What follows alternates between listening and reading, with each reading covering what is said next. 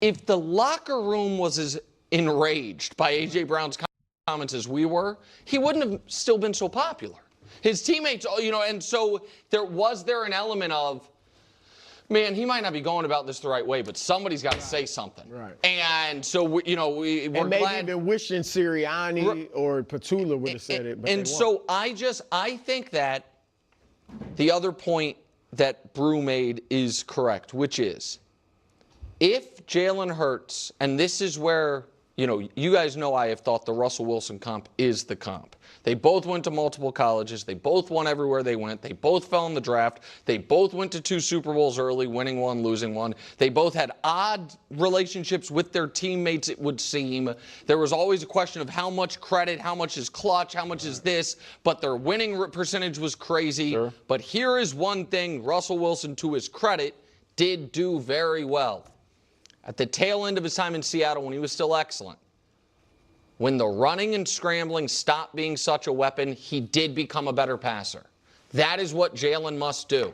Right. He must become a better passer. If you're not going to have this truly dynamic dual threat, then he's got to be able to throw over the middle of the field better. He's got to be able to be more anticipatory with throwing. And that doesn't mean he stinks. That doesn't mean you can't win with him. They already won a Super Bowl with him. But he has to improve, including, it would seem, from a leadership perspective. Because whatever his leadership style is, this article implies it's not resonating the way it once did. I think that's very fair. I think that his stoicism might work for him, but it might not be the best for the entire Eagles squad. That's a hard thing to change. Yes. That's his personality.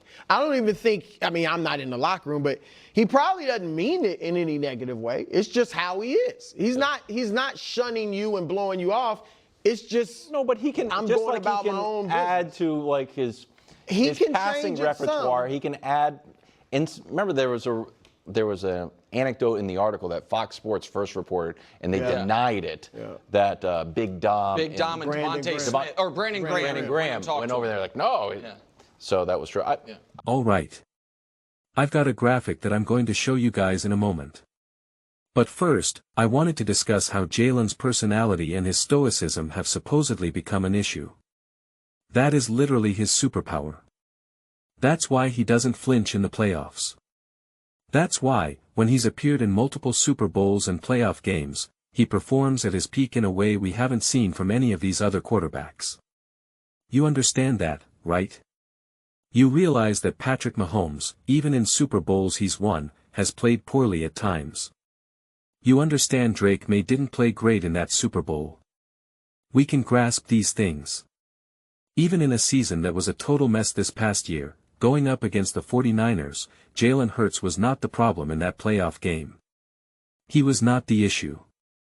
Greg Jennings himself said it out loud right on First Things First. He said, "Don't blame Jalen Hurts for that game. That wasn't on him. He placed it squarely on the receivers, especially A.J. Brown. He said, that's on you, man." And that's one receiver speaking the same language to another receiver. So now, what do you want Jalen Hurts to do? Cry after games when they lose? Because I'm pretty sure Nick made fun of Josh Allen and the Buffalo Bills for being emotional after that loss. And you talk about how Josh Allen gets too fired up for these games and takes too many risks, and that Lamar Jackson chokes in those moments. And yet here we have Jalen Hurts not doing any of those things. He rises to the occasion, elevates his game, plays at his best. And now you want to change his personality. And you say his leadership doesn't work. This is why I keep highlighting it. Devonta Smith was literally crying to him on the sidelines while they were winning the Super Bowl. Jalen going up to Saquon Barkley saying, "You're the reason. You're the difference maker here." That is leadership. That's called being a man. That's called being mature. If you don't understand that, you're the problem. And I don't mean you watching this video. I'm talking about people in the locker room. You're perfect. I love you all. It's the people inside that locker room. You want that maturity. You want that quarterback who understands what he needs to do in these moments, the type of energy and composure required. Because I've seen all these other quarterbacks struggle in these moments. Every single one of them.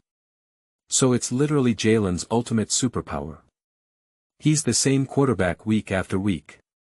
He doesn't try to change or prove anything to anyone. That's what Russell Wilson tried to do.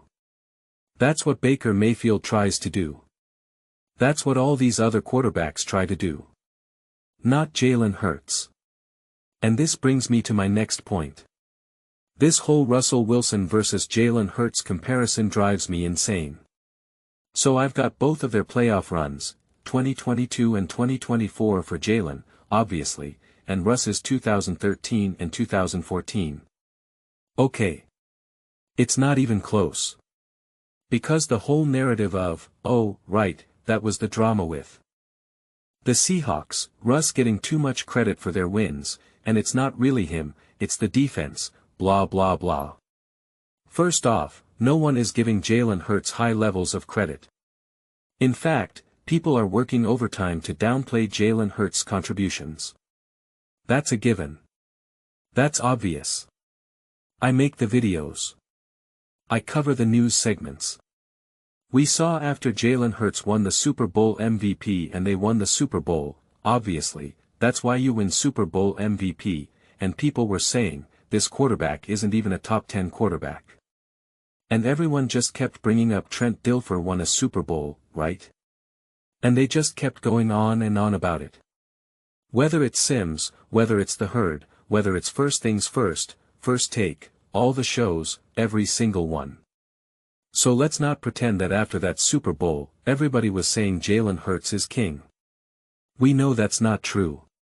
That is the ultimate straw man argument, that Jalen Hurts is getting too much credit for the victories. Nobody in their right mind could ever say that and feel confident in that take. But here we have both playoff runs. Including the Super Bowl, divisional round, all of it. Jalen Hurts' completion percentages are higher than Russ's in both years. He had a 71.4% completion percentage. And it's perfect because you can see 2024 right next to 2013. So this is both of their Super Bowl wins. Let's actually start there. 71.4% to 63.2%. 726 passing yards to 524 passing yards. 5 passing touchdowns to 3 pass. ING touchdowns. Jalen had 1 interception. Passer rating, 108.6 to 101.6. Rushing yards, 86.4 to 72.5. And 5 rushing touchdowns to Russ's 42 rushing yards and 0 rushing touchdowns. Jalen Hurts had nearly double his total yards, 920 to 566. He had 10 total touchdowns to Russ's 3 total touchdowns. And when comparing defenses, the Eagles gave up 17.8 points per game and 19.25 points per game in the playoffs. The Seattle Seahawks gave up 14.4 points per game, which, mind you, is huge, over a field goal less than what the Eagles were allowing. The Eagles had an awesome defense, not downplaying that. They showed up in the Super Bowl, all that good stuff. But having a full field goal less is significant. We lose sight of what some of these point differentials mean. A single point is a huge difference, let alone 3 points, 3.5 points. And 13.3 points per game that Seattle was giving up in the playoffs. That's insane. So yeah, I can understand why that defense would say, bro, we are doing this right now. Their quarterback had 3 total touchdowns, and everyone's talking about his mobility and this and that. He had 0 rushing touchdowns and 42 rushing yards. What did Jalen Hurts have to do? Oh, that's right, lead the NFL in playoff rushing yards among all quarterbacks. In both playoff runs. And break the Super Bowl rushing record both times. That's what Jalen Hurts had to do. That is fundamentally different. Higher completion percentage, more total yards. More total touchdowns, more rushing yards, record-breaking performances, record-breaking completion percentages. I don't know what else you want from him in these moments. It just doesn't make sense. And I'm not going to go through all of this again. I just want to highlight one last thing. This offense was a mess. They couldn't run the ball. The offensive line had legitimate issues. That's so obvious. Greg Cosell, who is not a big defender of Jalen Hurts, said this offensive line is playing poorly. All of them. Mailata, Landon Dickerson, all of them. He called them all out. He said they're just not having good reps right now. So there are issues with the offensive coordinator, issues with A.J. Brown, issues all over the place. And yet Jalen Hurts' efficiency was still through the roof. I mean, just look at these passing stats. Think about 25 touchdowns, 6 interceptions, and that's with the outlier of the Chargers game. That was obviously a mess, right? That was clearly an outlier game with all those turnovers. We know that. But it still exists in the stats. And yet he still produced those numbers. And again, he played one fewer game. He was top 9 in touchdowns. Would have easily been top 5, top 6, right around there. Touchdown to interception ratio through the roof. Completion percentage 64.8%. Would have had around 3,400 or 3,500 yards or so. Would have been essentially right at top 10 in passing yards if he played the full 17-game season. And a passer rating of 98.5. Which, again, Dak Prescott had 99.5, Sam Darnold had 99.1, Justin Herbert had 94.1, Josh Allen had 102.2. So again, all within striking distance. All within striking distance. And this was with an offensive line that struggled, an incredibly inefficient running game, whether it was Saquon Barkley or not, it was not good, questionable play calling, all these issues. And yet he still produced. You understand that, right? You understand that. Baker Mayfield lost his coordinator, and his passer rating dropped to just over 90.6. He threw nearly double the number of interceptions that Jalen Hurts did. All of his metrics took a nosedive, compared to what they were with Liam Cohen. And some of Jalen Hurts' numbers actually improved. He actually became a little bit more efficient. Literally had a perfect passer rating game. What's so crazy is that when Jalen Hurts had his Liam Cohen, his guy, I can't think of anyone's name today. His Sean McVay, his Ben Johnson, that was the name I was trying to get to. His Kyle Shanahan, with Shane Steichen. He was actually an MVP candidate. And he got injured and only played 15 games. So he had a 66.5% completion percentage, 3,700 yards. He obviously would have thrown for over 4,000 yards and would have had 25-plus touchdowns, with also an elite touchdown to interception ratio. He was the 4th-ranked quarterback in the NFL with an 85.9 QBR, only Joe Burrow, Patrick Mahomes, and Josh Allen were higher, and had a 101.5 passer RA. Ting. So when he had his McVay, when he had his Andy Reid, his Shanahan, he led the Philadelphia Eagles to the Super Bowl. He was an MVP candidate. He was truly elite. Not kind of elite, not somewhat elite. He truly performed, and he performed in the biggest moments, had a record-breaking Super Bowl performance, and absolutely, positively balled out. So again, in year 2, everyone's all excited about Caleb Williams in year 2. Okay, year 2, Caleb Williams. You've got your coach. You've got your coordinator. You've got your play caller. You've got the weapons. You've got the offensive line. You've got it all. He did not make the Super Bowl. He did not ball out. Jalen Hurts did. Drake May got all the things. Got the coach. Got the defense. Got all those things. How did he do in that playoff run? Not good. How did he do in that Super Bowl? Not good. So when Jalen Hurts was given the tools for success, he literally succeeded at the highest level. He could not have done any more. He could not have been any better. He literally, by definition, rose to the occasion, was elite, and put up top all-time great record-breaking performances. That's all I'm trying to ultimately argue in this moment right now. I'm not trying to argue about Jalen Hurts' leadership or his standing. I know I touched on that a little earlier. But right now, in this section of the conversation, it's just like, what else?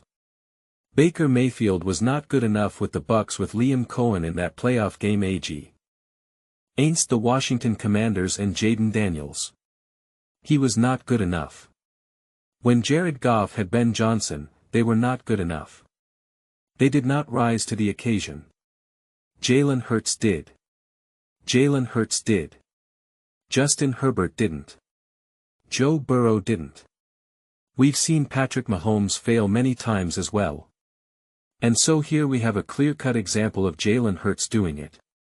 And yet we still want to circle him in big red ink and say, I don't know. He's a little too stoic for me. It's really kind of crazy. It really is.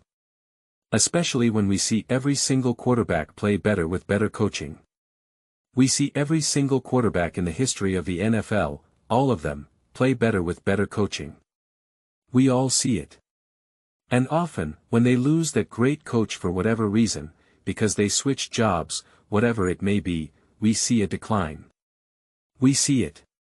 We have examples of this every single season with all different types of quarterbacks. Old quarterbacks, young quarterbacks, mobile quarterbacks, pocket passers. We see it every single year. Every single year. What we don't see every single year is all quarterbacks winning and being at their best with better coaches. We see them get better, but not necessarily at their absolute peak. We don't see them achieving at the highest level. We do see that with Jalen Hurts, and we've literally seen it multiple times now with multiple coaches. And that's how you get to multiple Super Bowls, record-breaking performances, a literal Super Bowl trophy, and a Super Bowl MVP. If you want to erase Jalen Hurts' contribution to that, I don't know what to tell you. Because it's really absurd. It's really absurd. Especially when you look at his actual production and his impact. It's pretty crazy, especially when we see the mistakes and some of the other issues that these other quarterbacks have had over the years.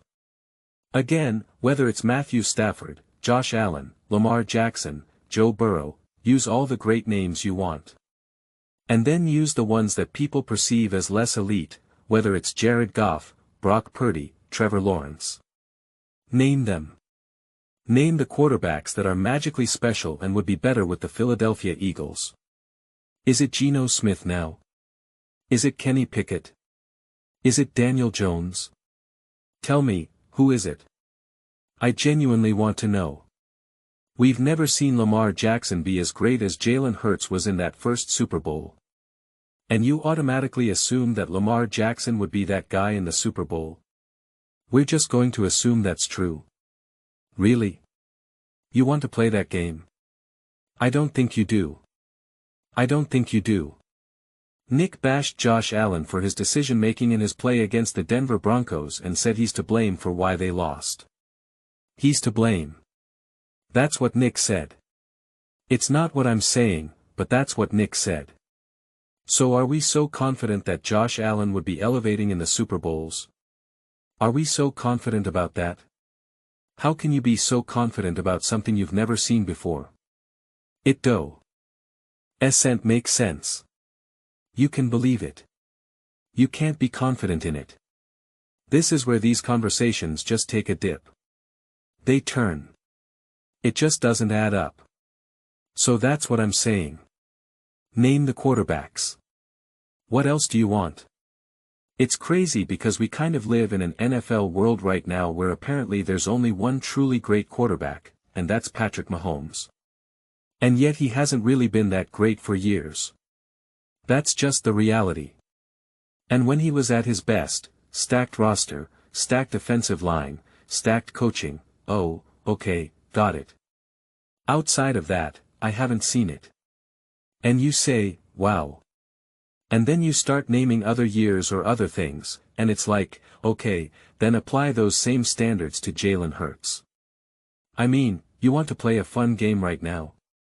The Philadelphia Eagles, and I'll end here, this is a great thing to end on. The Philadelphia Eagles had the 17th ranked pass block win rate for their offensive line. Okay, let's look and see what the offensive lines that were worse than that achieved. We have the Washington Commanders at 18th, didn't make the playoffs. Okay.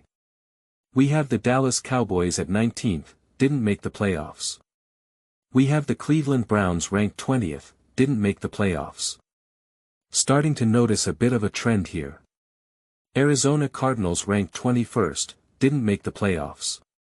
Interesting. The Las Vegas Raiders at 22nd, didn't make the playoffs. Carolina Panthers, they made the playoffs at 23rd. Their division is an absolute joke. Miami Dolphins. NS at 24th, didn't make the playoffs. Minnesota Vikings at 25th, didn't make the playoffs. The New York Jets at 26th, didn't make the playoffs. Weird, right? Indianapolis Colts 27th, didn't make the playoffs. Cincinnati Bengals at 28th, didn't make the playoffs. Wow. Pretty cool, right? I feel like there's a genuine trend here. I'm not so good with numbers, but the New Orleans Saints at 29th, didn't make the playoffs. Pretty crazy. The Houston Texans finally bucked that trend. What did they have? Oh, an insanely elite, otherworldly defense that was shutting down Josh Allen and Patrick Mahomes and anyone else. Okay, that makes sense. The Detroit Lions at 31st, didn't make the playoffs. And then the Chargers were able to sneak into the playoffs at 32nd, which was also very impressive by Justin Herbert and company. But it's weird, right? It's funny when you look at the teams that also had success in the playoffs. Buffalo Bills ranked 4th. Chicago Bears number 1 in pass block win rate. Denver Broncos number 8. Green Bay Packers number 6. Jacksonville Jaguars number 9. Los Angeles Rams number 5 at 69%. New England Patriots 13th, kind of crazy, right? San Francisco 49ers number 10 at 67%. Seattle Seahawks number 12 at 65%.